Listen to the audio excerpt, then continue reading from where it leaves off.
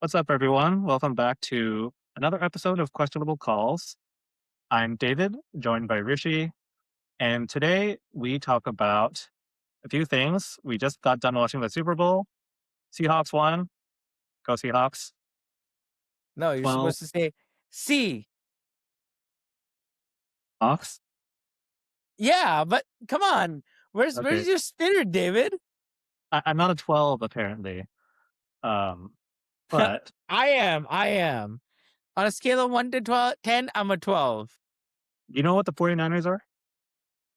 The SF team. They're a fours who think they're nines.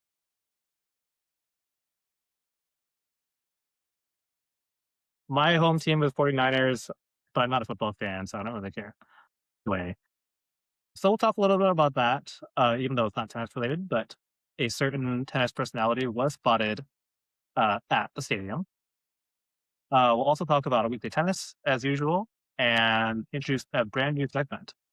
Also, of course, because this is our first episode since the end of the Australian Open, we will do a brief recap on that whole tournament. So, Rishi, it sounds like you have played tennis this week for the first time in a while. I have finally. Oh my god. I played tennis after forever long ago, and it wasn't with its hurdles, but I did it, and I couldn't be more happier. It was awesome. And I won. You were playing doubles? So that's kind of a bonus. Sorry? You were playing doubles, right? I was playing doubles. So it was Steven, our friend, one of his teammates in co-ed league, and me and Pomik, which is also like a common person that we know. And yeah, I think it was a good time. We didn't have a court reserved, so that kind of sucked. We went to Lower Woodland, and all the courts were reserved. Shout out to Matcha app, the most easy and convenient way to check court availability. Right. Seriously, and people didn't even know about it. And that's what I thought was insane, even though they had the QR codes all up in the gates. So shout out to Zai. Yeah, if you haven't listened Real to our episode where we interviewed him and talked to him about how that app came about and how it works, feel free to go listen to that. yeah. Yeah, really cool guy.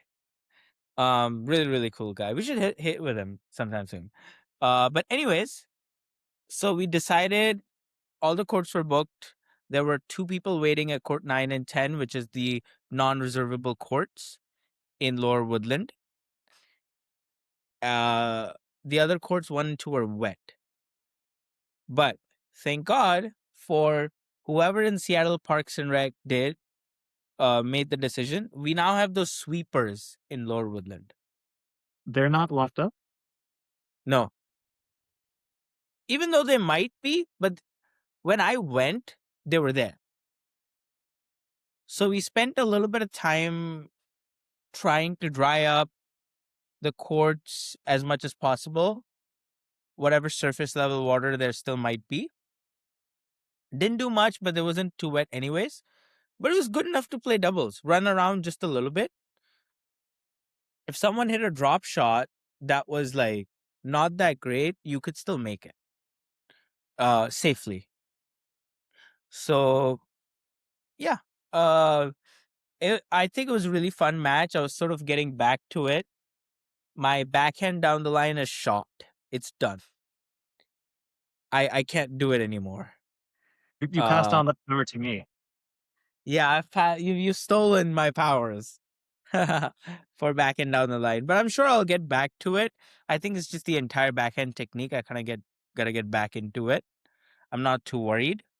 Same with serve. I think the first serve, just tossing at the right position, staying stable, some stuff like that. I think I'll just fix soon enough myself. Um, yeah. Otherwise, tactically, it was a really fun match. They're both players who are like playing trio league, and I matched up well against them. all three of them, other than me, were playing Trio League. I think I matched up pretty well against them. Our friend Pomik has a rocket of a serve, and he kept hitting consistently a short angle on wide on the deuce side. And that was incredible. That was such a lifesaver. So he's been getting better, huh? I think his serve was always incredible. I gave him a quick tip that he like really worked well for him. And it's a tip most people forget. When you get like a slow ball, let's say like a very high and slow second serve, or a short ball that's really slow and that's kind of a put away, a lot of people put it into the net or hit out just because they rush it too much. What's really important is taking a deep breath and then going for it. So I made some of those mistakes myself, and I told myself, God damn it, breathe. And then Pomik made that mistake. I'm like, hey, dude, try this thing. Just take a deep breath before hitting. And then he started doing it, and he started killing every one of those balls. And it was crazy. It was really crazy to see that. That, I gave someone like, oh, try this. And it was just like, he was like, holy shit, it keeps working. Anyways, our end score was, we lost the first set 4-6, won the second set 6-3, and we won the tiebreak 10-7. However, things are not as simple. It was a match of turns. I know you've probably been through enough of this, David. Doesn't it suck when you're up a break 4-2 in a set and then you fucking lose it? I've always find it like the worst kind of feeling that you're up a break and suddenly they just get two breaks out on you. And yeah, I don't know.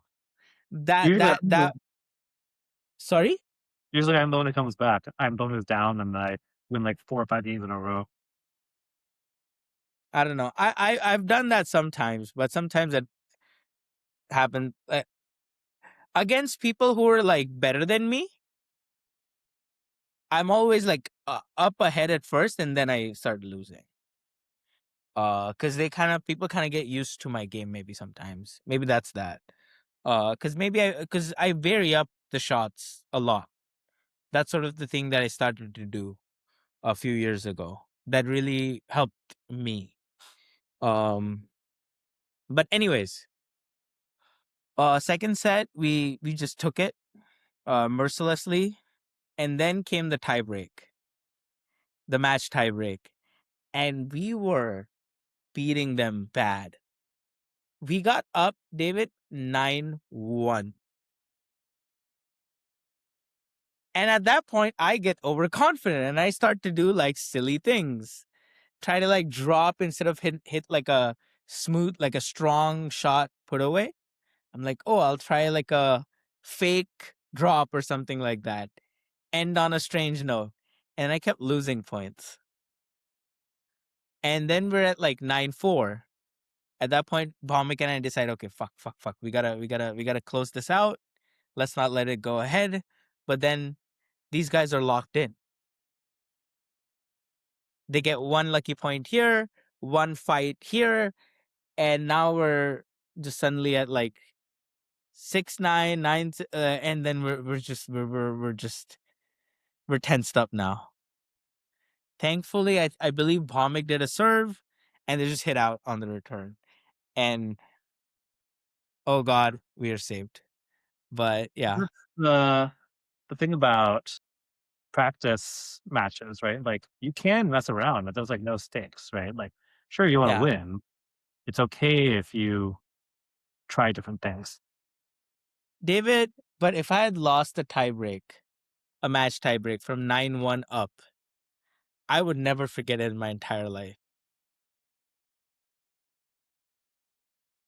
You have to actually succeed, of course, like, um, and given that you had all those tries, all those match points, it would have been pretty inexcusable, I think. Yes.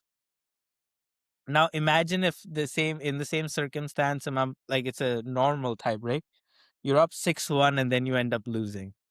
It has happened in pro tennis. We've seen It happened this. to me. It's happened to you, yeah. And it's just it feels like a joke, right?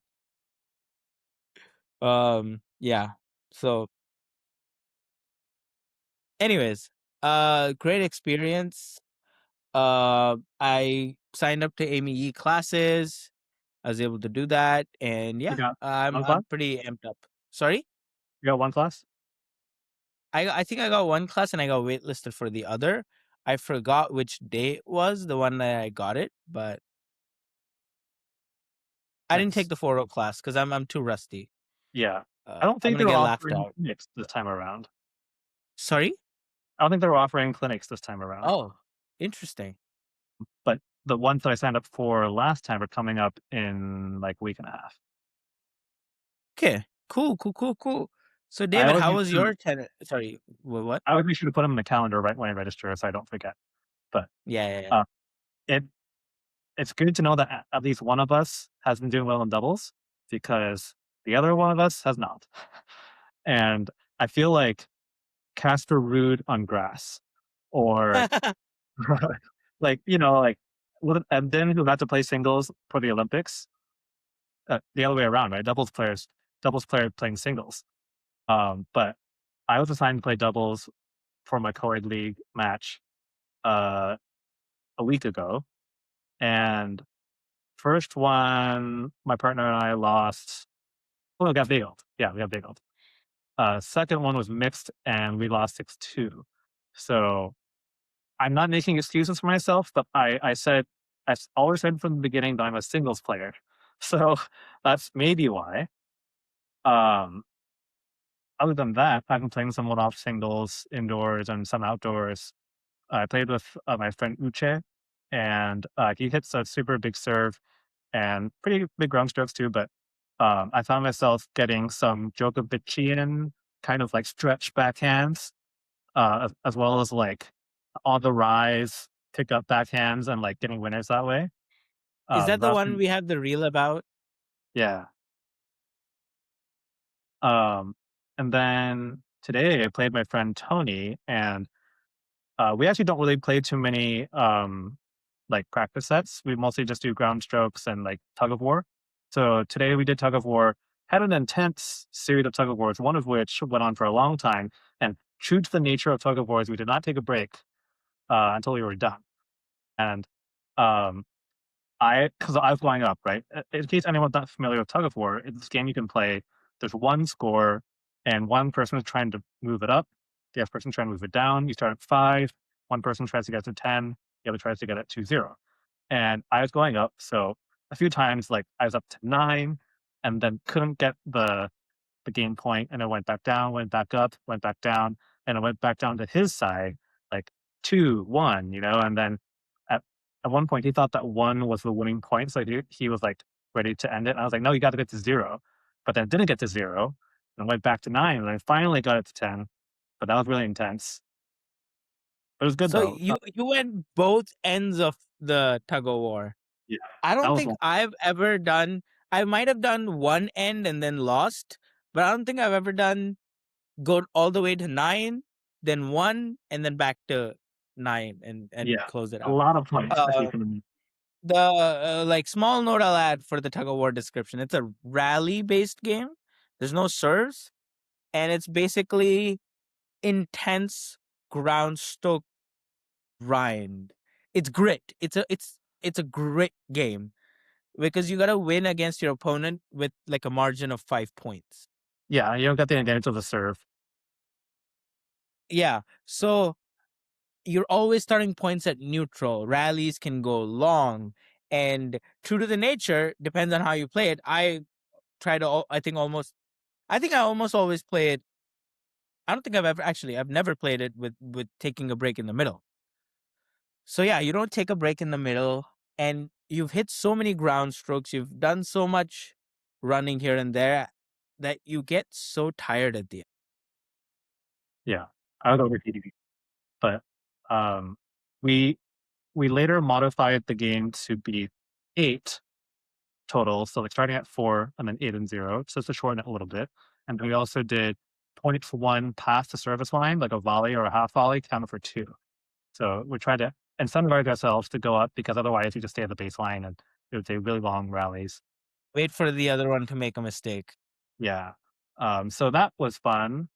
Um, and then I did sign up for AME classes. This time I didn't see the same waiting room that I did last time. Somehow that was not a thing I saw anymore. it. You did? Okay. I didn't So see I it, but got into one of them immediately, and then for the other one, I was in a waiting. well, that's different from the waiting list, right? No, no, no, waiting room for like 5-10 minutes, and then got Okay. eventually Yeah, I transferred didn't do to a that at waiting. all, but I got one class. I think that was it, yeah. But they had a 7:30 AM class, like a recurring weekly one, which is interesting to me. Like, I don't think I've ever seen one that early. I think that's smart. A lot of people who go to work can actually attend that class because there's so many of these like 3:30, 1:30 classes, and I imagine they're not full Right. Like always. 3 AM, Yeah, um, some of them could have like teenagers or something. I bet. I have you ever been to one of those classes? um, Midday? I have, um, there are still people my age or, like, a little Could you older. still? Well, sorry? Could you still right now sign up for the Oh, midday I haven't class? checked. But yeah, if they're not full or if there's, like, 1 week that happens to not have a full attendance, then you could probably sub in, but the rules are always kind of changing around that. But I from what I've heard, if you give notice to the instructor the week before, then it's okay. Um, and then as far as the men's spring season, I was in a group of people that was gonna form a team, but we didn't get a spot at AME because it's a lottery system for the team selection. So, I'm probably gonna look to join a 4-0 team if I can, if anyone will accept me. So if anyone's listening or watching who one needs a player who's based in Seattle and 4-0, let me know. And like singles only. Yeah, that might be a little tough, but So otherwise, you I'm would just you would be open to playing doubles for men's league? it's not well, my feelings on doubles have not changed. Like it's not my preferred format, and I don't think I would do very well, but I guess I'd be open to it if needed. David, I don't know. I think you would be good at doubles. I feel like you've just been s- always set up for failure with double. Yeah, the partner's actions I matter really too. don't think it's a doubles thing because as a student of the sport, as a person who's really interested in tennis, I think doubles, tactics, and just teamwork, I think it'll suit you. It's just about building a rapport with one partner. I think that's the main key thing, or maybe two partners. Because say one's unavailable, and then the other one is uh. So you can do something like that, but yeah, I really believe that it's just about having a consistent partner in Yeah, and doubles. I feel like I need to have better reflexes on like when a poach is possible. Because I let a lot of balls get past me, like easy ones. And then also like I get caught, deer in headlights style if the volleyer goes towards me if I'm in the middle of it. Yeah, yeah, yeah. So that's the point where I think at some point when you're playing doubles, you have to signal. You can't. And if my partner says, "Oh, I don't like to do that," that's a red flag for me. For practice, it's okay because I'm just like having fun. But if we're actually gonna play league, I want signals. I want tactics. I want to try the I formation. I want practice and all of that because otherwise, it's so uncertain when you poach, not poach. Then you're better off not poaching. I'll just tell you, either you poach or you don't poach. You decide before. And it's not even when we're serving too. Just like the rally is just going back and forth on a ball, like comes within like a couple feet of me. I could reach it, but I decide too late, that I could have. Yeah, I think that's a bit of practice thing. I just feel you have to play with serious people. I think that so. I don't know how often you meet Min. Like Min, I guarantee you, Min is like a guy who would take it very seriously. Yeah, well, Min was Uh, gonna be our team captain for 3-5, but now we're all broken up. no way. So you weren't going to join a 3-5 team. Min was going to be the captain. Yeah. Yeah, what a guy. Uh, I feel like that's it's kind of unfortunate.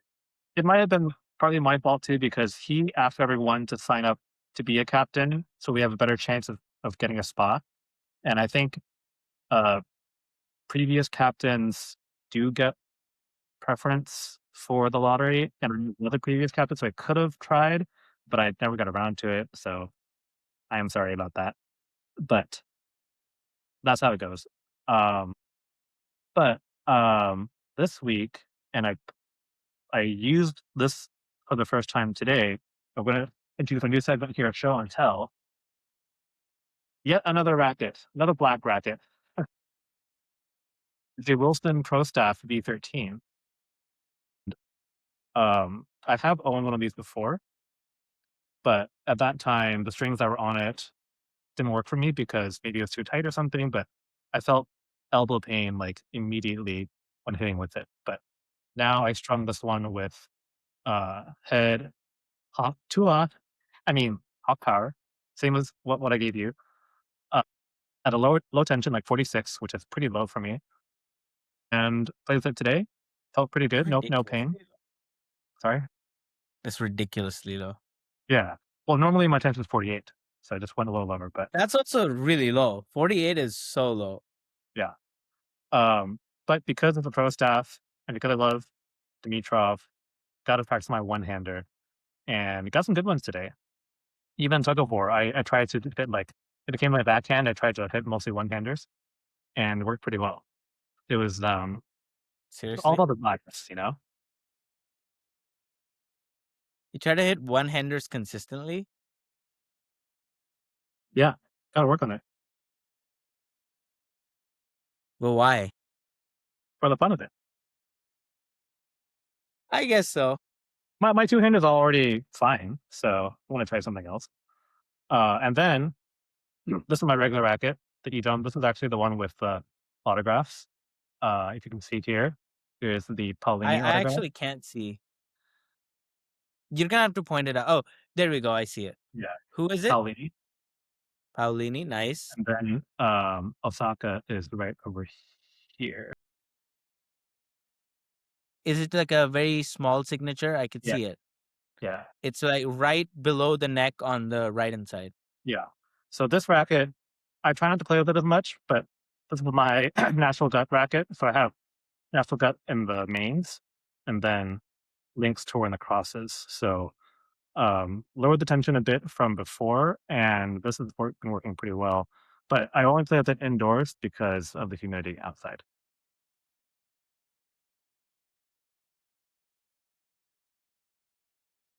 So yeah, just some experimentation there.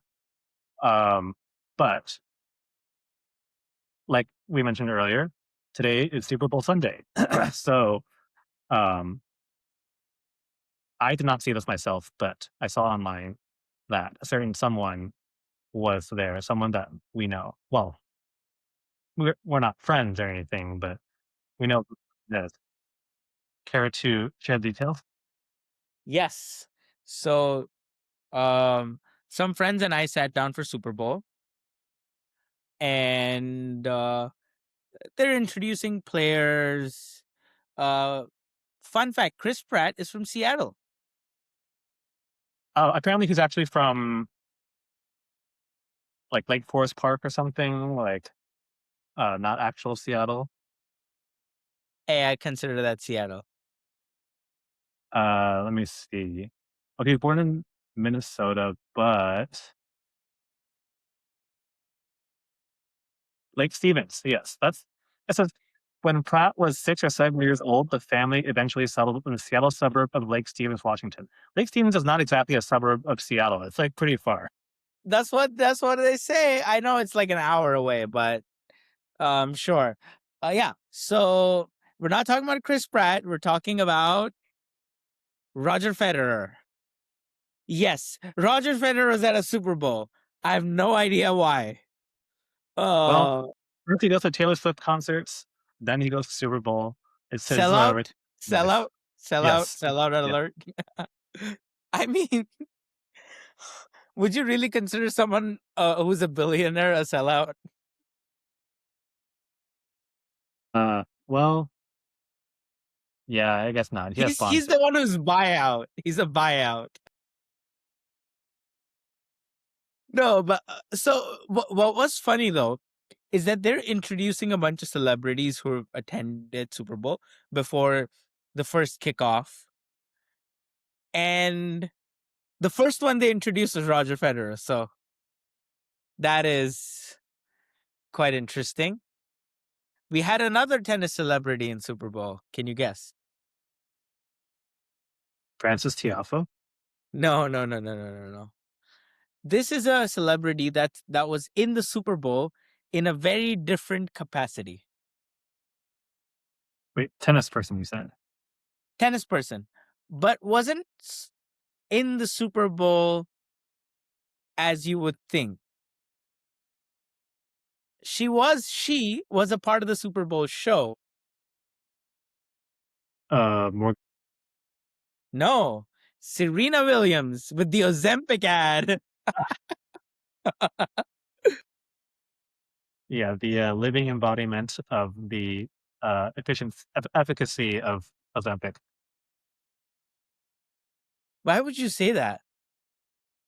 The results speak for themselves, right? No, no. I don't think Serena Williams, the athlete, needs Ozempic, first of all. No. She's only doing ads because she has a stake in Ozempic because I think her husband. But she recently lost a lot of weight, right? Yeah, baby weight. She could have gotten that off herself. She's an athlete, dude. I guess like she doesn't have diabetes or anything, but Yeah. uh, I She thought she was doesn't have taking diabetes. It some was kind of I believe it was baby weight. She could have gotten that off herself. Maybe she did get it off herself. Like how are we supposed to know? Right?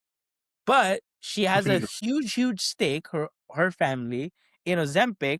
So of course she's doing Ozempic ads. She's not just a brand ambassador. She's an owner.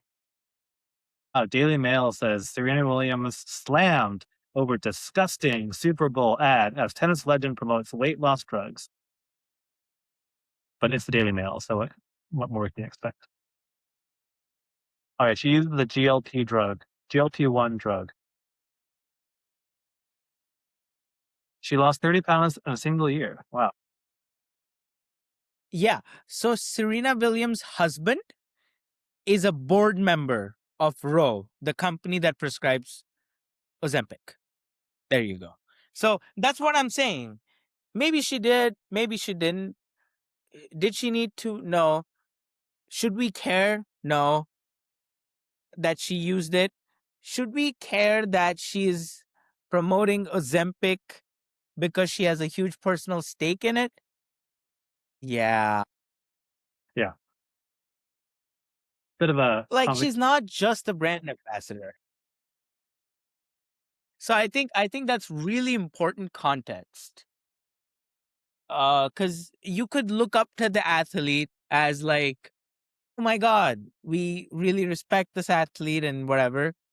But they're profiting off. She's profiting off of it, right? It's like it's close to Roger Federer selling on, but Roger Federer is not a board member. Actually, you could say that. He's a minority Yeah, shareholder. he's a 3% shareholder or something, or like Right. one He point has five, no which is stake. huge for a company like On. Yeah. But yeah, I just think, yeah, I mean, we're not saying that about Roger Federer, about On, so, but I think something like Ozempic just gives us that feeling because I don't think it's quite been tested as a like by the approved by the FDA as a weight loss drug. It's sort of like a diabetes thing. So Diabetes. diabetes, diabetes. Yeah. So that's just I think it feels off because America has a long history about you know, pushing medicines for stuff, pushing prescription medications, or like just pushing medication. Speaking To of the lowest ad, level. Yeah. what did you think about the ads overall this year? As we know, the Super Bowl is known for having notable ads Uh-huh. that are usually supposed to be funny or memorable. But I found that this year they weren't very funny at all. They were not very funny. And I don't really remember too many. I did see a lot of AI usage, which was a little odd. I mean, it's natural, but What do you like mean by odd? I I didn't like it. Yeah, you don't like it because you're an art person. Uh, but yeah, I think they were not that funny this year. I did like, I think, a couple of them. There was one that was Goodwill Duncan, I did see that one, yeah. The de-aged, with Ben Affleck. Uh, who's the actor who plays Joey Tribbiani? I don't know. yeah. It's like a whole '90s thing. Jen Aniston. You got Tom Brady in there as well. So yeah, I think that was a good commercial. I think the most horrendous one was Coinbase. I didn't see that one. So it was basically open YouTube, uh, go to like a karaoke version of a song. I think the song was Backstreet Boys. Oh, yeah, I did see that. Was it Coinbase or something else? Yeah, exactly. You don't even know if it's Coinbase because it just says Coinbase at the end. I thought it was another service, not Coinbase. No, it was Coinbase. Okay. Oh, it was something Hey, about crypto. Yeah. yeah, yeah, it was Coinbase. I was shocked how bad they can make it. I thought there was like some kind of weird something happened to my TV. Yeah, I'm like, is this part of the broadcast, or is it like a local thing? I know, right? That's Yeah. exactly what I thought. The strange thing is, it seems like there's some TV show, there's some trailers that were like Super Bowl trailers for, say, like the Super Bowl movie or like any movie, Spider-Man movie. But it wasn't a part of the Super Bowl show. I felt like because I didn't see those trailers in the show, Yeah, so I don't know usually how that they works. do drop trailers during the Super Bowl, but it seemed like it was a trailer for the trailer, like, Hit Project Hail Mary and some of those movies. No, but I saw the trailer for Project Hail Mary, or like a trailer for a trailer, so something weird about Project Hail Mary in the show. But the two movies that I mentioned, I kind of went to YouTube and just it kind of showed up that, oh, a new trailer launch for like this Marvel movie or this DC movie, and I'm like, I didn't see that in as part of the show, so I thought that was weird. But overall, I think the quality was pretty bad. I totally agree with you. Um, yeah, they did a whole Jurassic Park thing. I don't know. If you go to YouTube, search the funniest Super Bowl ads of all time, it is actually kind of funny, but I guess how the times have fallen. Is that the phrase?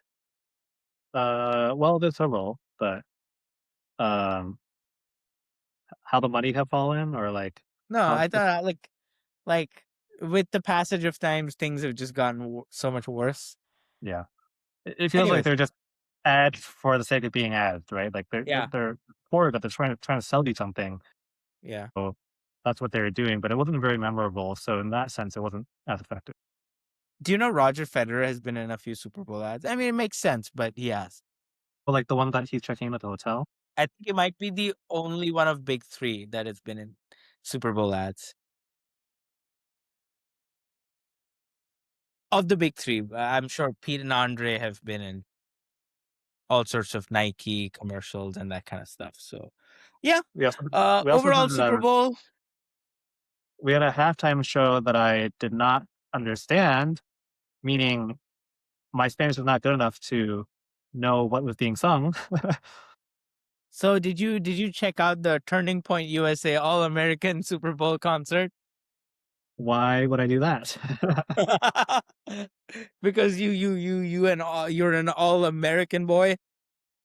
Well, do you know there was like another event that was planned similar with Kid Rock headlining? You know who Kid Rock is? I thought Kid Rock was black until today. He is very It white. sounds like a black rapper name, Kid I Rock. guess, but that was planned to be like another like, oh, listen to this instead. But like No, that that's the Turning Point USA. That's the Turning Point USA one. okay. I think there might have been a third one then, but that got canceled No, no, no, no, altogether. no. This is it. It's Kid Rock and a bunch of country singers, and it was a whole like 30-40 minute thing. At one point, it had like 4 to 5 million YouTube viewers on the live stream. Uh, so Millions and millions. do you think John is there, Sam Curry, they're watching the Turning Point USA? It's possible. Uh, I think like it. I think the halftime show is cool, but people who don't speak Spanish are going to be like kind of like alienated by it, right? Because they don't understand what's going on. I think that's fair, but a bunch of the Bad Bunny songs I've heard before. Oh yeah, if you're a fan of him or if you've heard his songs, then that's I'm not even fine. a fan, but some of those songs I've just heard for sure.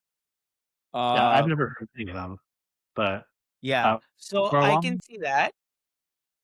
for a long time, I got Bad Bunny and Bad Baby mixed up, or it's Bad Who's Pahapi. Bad Baby? Is Cash that the Catch Me Outside girl? yeah. Catch Me Outside. Oh my god. Oh man. That was such an era of Dr. Phil. She went on tour. She had like rap songs and stuff. Imagine tennis players going to Dr. Phil. Thank you for that. Zverev, Medvedev, Medvedev Tsitsipas. Send He's them a to the small ranch. kid. Oh. I wonder if we could do like reaction videos of some of the funny stuff now that we're on YouTube. I think it'd be pretty fun. Like any funny video? Or like key moments in tennis that we Oh all remember. yeah. I just watched this video and I sent it in a group chat too. Like, well, it wasn't this video, but it was a clip from the video. It was Rafael Nadal responds to like stupidest reporter questions, and one of them was Miami Open 2017. And the reporter was like, "Congrats on your win. Well, what's next for you?" And he's like, "Actually, I lost. Yeah, I Here's saw the final." Yeah, it was the one against Roger Federer, 2017. They're both going like crazy. Yeah. Yeah. Uh, Did you watch the Super Bowl itself, the match? I started watching, or like I went to my friend's house close by, like towards the end of the second. Mm, Seahawks are already up like 9-0 at that point. After the halftime show, like they scored another touchdown, right? At one point it was like 12-10 or 12-0 or like 19-0 or something. Of course, scoring works differently in a game like football because it's timed. But when you have a score like that, what do you think as a fan? Because it brings to mind like the Iga and the Samoa Wimbledon final, right? Like, is it really that entertaining? I disagree with you, David, for two reasons. A, I'm a Seattle fan through and through. So for me, my friends and I, we checked the history, and the Super Bowl has never ended with like a nil final. Well, yeah. After today, that's still the case, but That's still the case. And after the third quarter, it was still nil. It was 12-0 or something like that, 12-0. And we were just hoping for what's the word for it? Like a zero. Like Seattle Sounders, not Sounders, sorry. hey, you're not a Seahawks. true fan. I You set it up. am a true fan. I just I just mess up football and soccer I because it's got different in Cup different and countries. Kraken mixed up. Yeah. I got my American mixed up. Yeah. But it was my first time, David, watching an entire football match. And I gotta say, I've been cussing on it a lot, but it's interesting. It's made for TV. It's a sport that it's kind of made for TV. Yeah, maybe we should go to an NFL game sometime, like next season, Seahawks game or something. I have been in a college football game, David, and I thought that was not fun. The whole tailgating aspect of it, that's fun, sure, but being there in the game is not fun at all. How would you compare that to baseball? NFL or sorry? How would you compare it to baseball? I haven't seen any baseball ever. We should The go to only Mariners baseball I've seen is in movies. because So, baseball is that's like the ultimate go to hang out sport yeah, for yeah, spectators. yeah. Yeah, Football, of like course. I imagine it's just like a lot of stop and go, right? Because Yeah, that's how it is on TV. Basketball is kind of the opposite because there's always something going on. Like there's yeah. a lot of activity. Same with hockey, actually. But Yes. um, I love yeah, hockey. yeah. I've also never been to an NFL game or an NBA game, so at least once I would like to try it out. Yeah, never even a college football game or something like that? Oh, college football. I might have gone to one. Yeah, but it was small. Yeah, college football, yeah, I went there. It's not that fun. However, I will say this is again my first time watching a full match, and and it's the Super Bowl, so they do a lot of different things to make it interesting. I was with so, I was with my friends, so we had like a really fun ambiance. Um, yeah, so I think all of those factors made it kind of fun. I cared about the team. It takes a lot of that for things to be really, really fun and interesting for sports. I think one of the number one things when you're watching sports is how much you care Yeah, yeah. about I've met people who really, and it was fun to be with them. yeah. And if I'm being honest, I wasn't even with people who really, really cared. We were just sort of happy to be there. It's the Super Bowl. I don't know. So yeah, it's a good time. Good time. Really good time. I definitely have realized that Super Bowl I will watch every year Were you when I not can. watch? Sorry? Did you not watch No, before? I wasn't. I wasn't. I would just do something or the other. I would just go play tennis or something like that because I'm like, oh, courts will be free. Exactly. Yeah. Today, streets are pretty empty. Yeah. Uh, So that's what I normally do because I'm always like, how? What do I care whether Travis Kelsey's team is playing or yeah, or something like that, right? Like, how much do I really care? So it's always been that, but this time it was Seattle, and I thoroughly enjoyed my experience. that's good. Obviously, didn't know any of the players beforehand. Uh, yeah, so good time, good time. And Yeah. I believe if it wasn't Seattle, I would not have had as much fun because then I'd be like, I don't know who I'm rooting for. Yeah.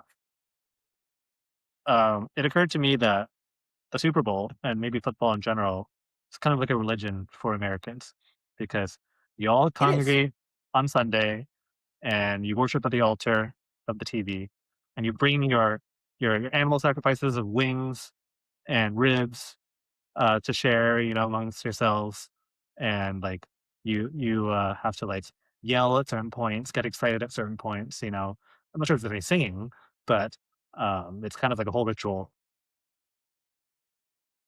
Yeah, no, absolutely. Yeah, it's good. It's definitely a But good we time. are, after all, not a football podcast, but a tennis podcast, lest you forget. Since again, this is our first episode after the Australian Open final. What do we think about that? First of all, the finalists were Carlos Alcaraz and Novak Djokovic. And on the women's side was Arina Sabalenka and Elena Rybakina, aka my wife.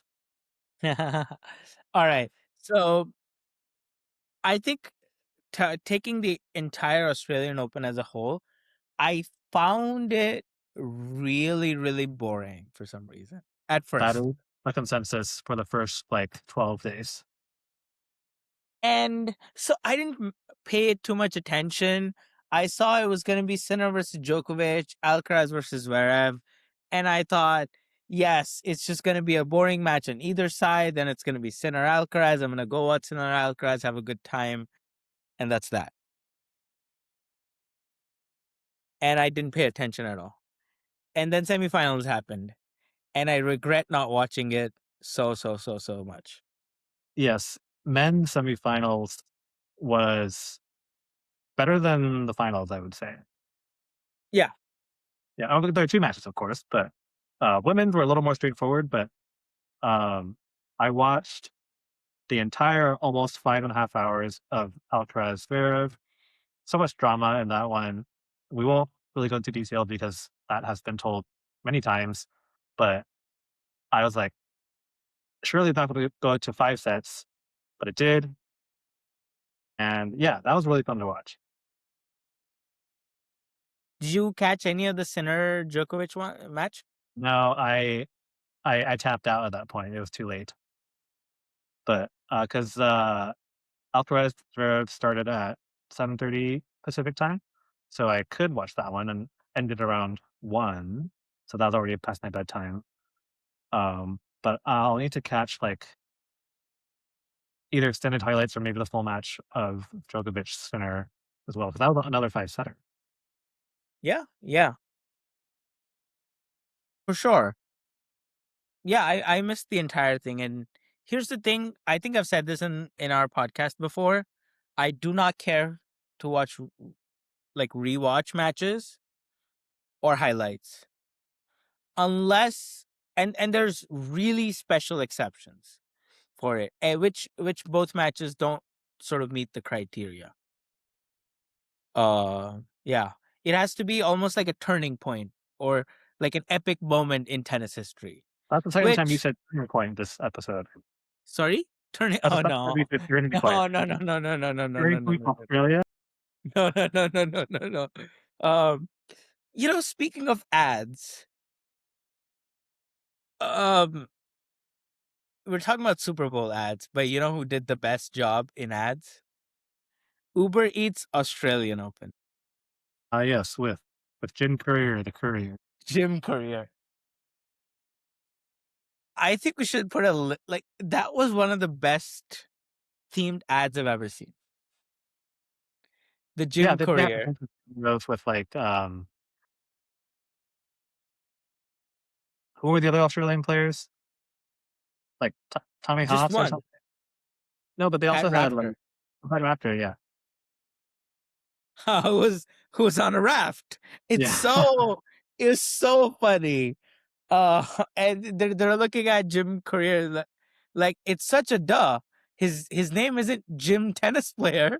It's Yeah. Cour- it's Yeah, that's it's what he started doing after retirement. it's so.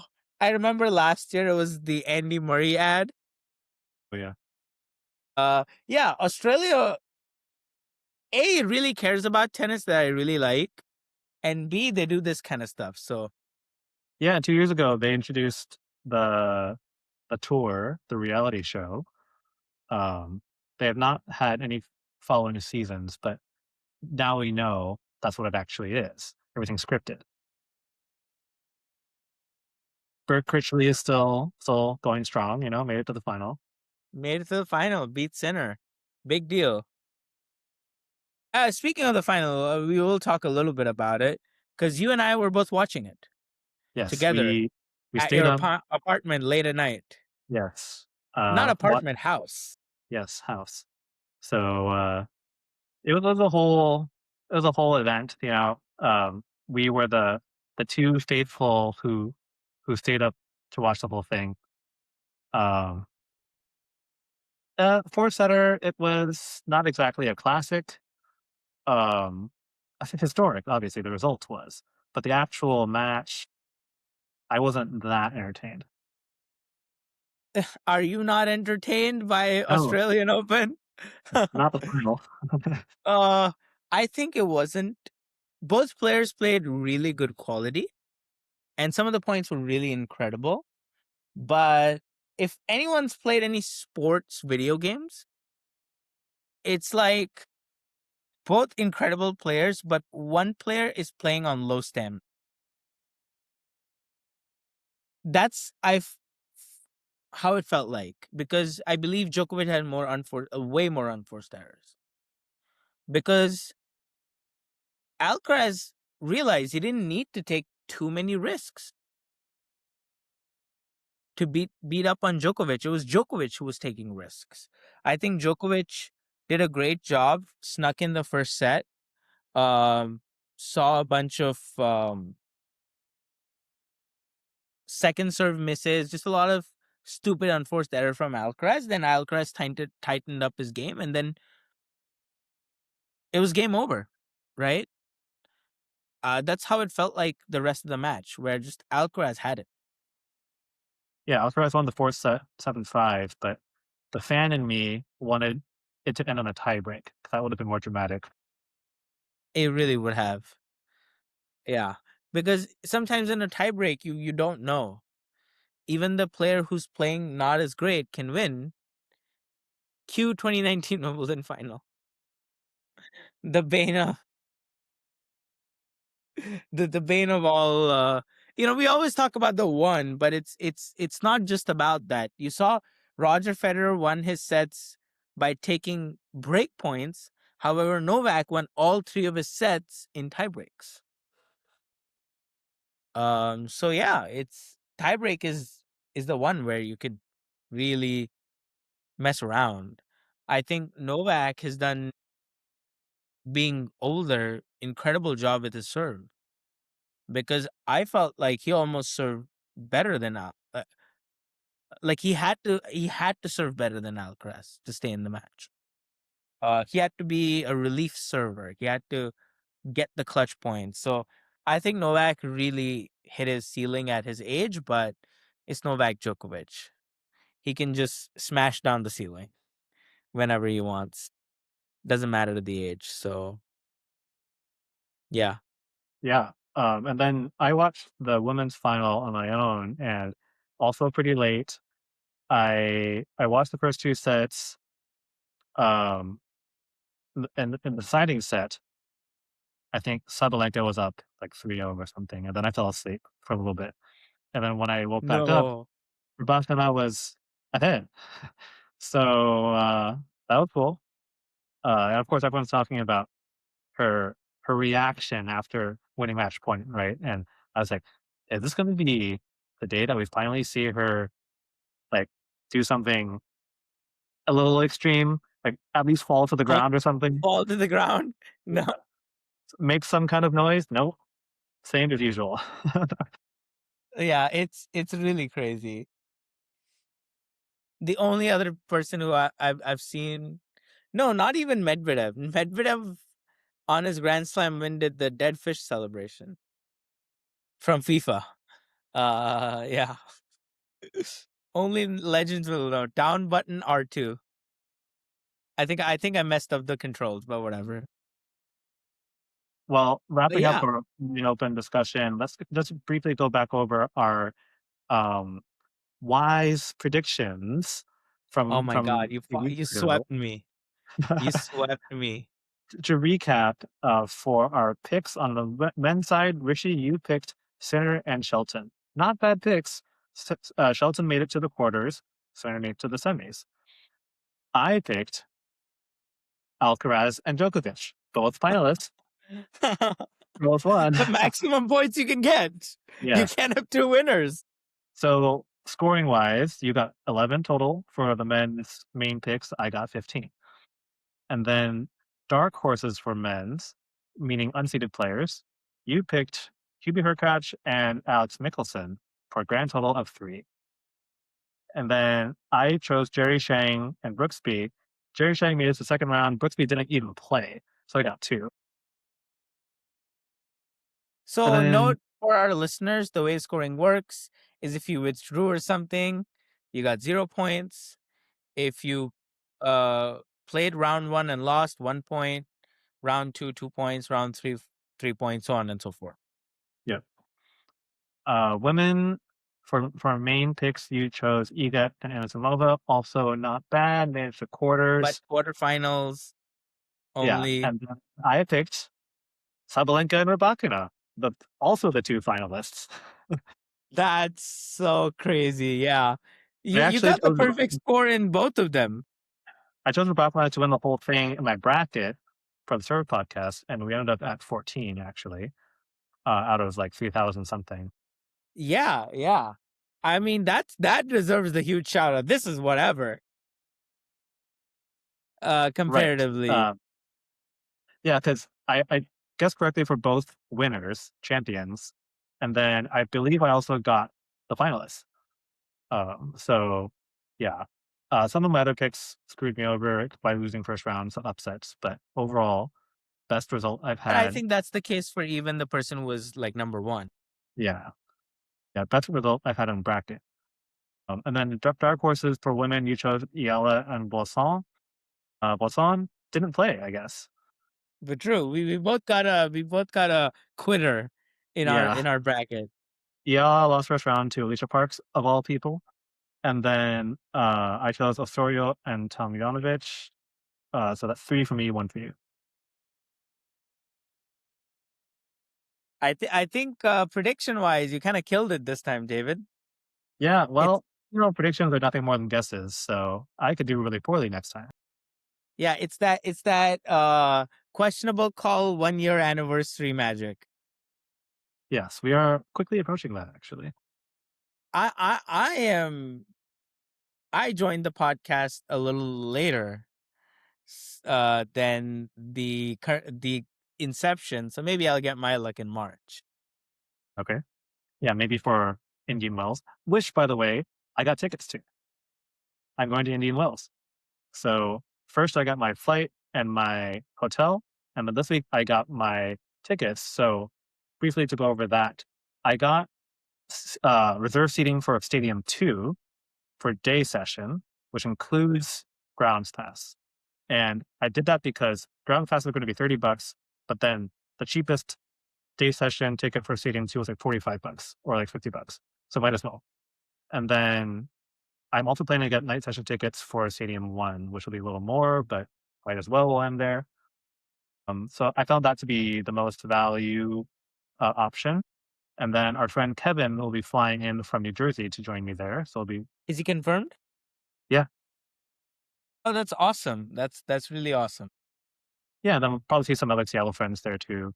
But we're going for the week. So 2 days of qualifying, 2 days of round one. And then most people coming in that Friday when we're leaving, staying through the weekend because they're working. Um, that's going to be round two. That's really fun, man. That's really cool. Yeah. So I imagine it'll be similar to the US Open in some ways, smaller, of course, but that's why I wanted to do qualifying in round one, if that's been kind of what we've usually done for US Open. Yeah, I think it's going to be really really fun. A lot of Indian players, Wells, I've heard really great things about. yeah. Great venue, great facilities. The entry list is confirmed. A lot of players who were out on injury are back, like Draper and Chinwen. Really? So Draper's back? yeah, well, he played Davis Cup now, so he's getting back into it. Oh, so he did play the okay, yeah, wow. Rune is probably not back, right? Yeah. I'm sad for him. I know we pick on him, but to be this young and be out, it's really it hurts. Um, speaking of, I think this week's Q code, and that's what I think that's our official pronunciation, not pronunciation. The way we call our questionable call of the episode, Q code, uh, is tennis as a sport is not sucks on TV. It's not really made to be watched on TV. Uh, as opposed to football. Yeah, as opposed to football, or as opposed to watching it in person. So let me explain. American football is a sport that if you watch in person, it's not that fun compared to watching it on a TV. Tennis, I feel, is not very representative of how insane the sport is when you watch it on your phone or on a TV with that weird like angle where Yeah, the it's different top spin every doesn't turn. show. Yeah, like some of them are like really high up, other ones are a little lower. Yeah. And yeah, I just think this Australian Open season, I didn't really watch many matches. I wasn't that interested in it. Obviously, for every sport, if you care about the player, you will watch it and it will be a great time. But I think it's kind of tough because sometimes tennis matches are like for Grand Slam, especially for men's, are really long. Sometimes it's sort of like a 1-1, 2-2, 3-3, 4-4, where it kind of just drags on a little bit. You sometimes have serve bots. We talk about the legendary match between John Isner and Nicholas Mahou, but I bet that was like one of the most boring matches of all time. Uh, Even though it turned out to be a legendary match. Uh, yeah. So, and especially like on TV, I just think it's just not representative how amazing the sport is. What do you think, David? Well, of course, being there in person is gonna be generally much better, but it also depends on your vantage point. Because as you know, at Wimbledon, sometimes you're at a match technically, but you can't really see anything. So that is not a great What do you mean experience. by that? I'm not talking about center court, but like the side courts. Like you can be there, right? But like sometimes I'm like, oh, I'd rather watch on TV because I can actually see what's going on. Well, hold up. You're talking about the situation where there's not enough seating. You're in the grounds, but I feel like even if you're watching it from not so great of a vantage point, but you're watching it in person, that's just my feeling maybe, it lives up to its hype. I don't know. Well, I guess so, but it's also not very enjoyable if you're watching it that way. I guess you could be right. We haven't watched enough tennis in person that we might be bored of it, or we might think it's run of the mill. I feel like I watched enough tennis on TV that unless it's exciting, it's not exciting. It's whatever. It's kind of run of the mill. Yeah, if I'm watching on TV, I need to really be able to hear the crowd noise and like what's going on in the court. Sometimes the commentator volume is so much higher for some reason that like they'll turn the volume up to hear what's going on like with the crowd. The commentator's voices are super loud. So that's kind of annoying. But like at least if I hear the crowd, I feel like it's a little more live that way. Also, I think about these matches where, do you remember we watched most recently in US Open Marcos Giron versus some Argentinian player. I just can't remember which one it Oh was. yeah, we were saying stop the steal.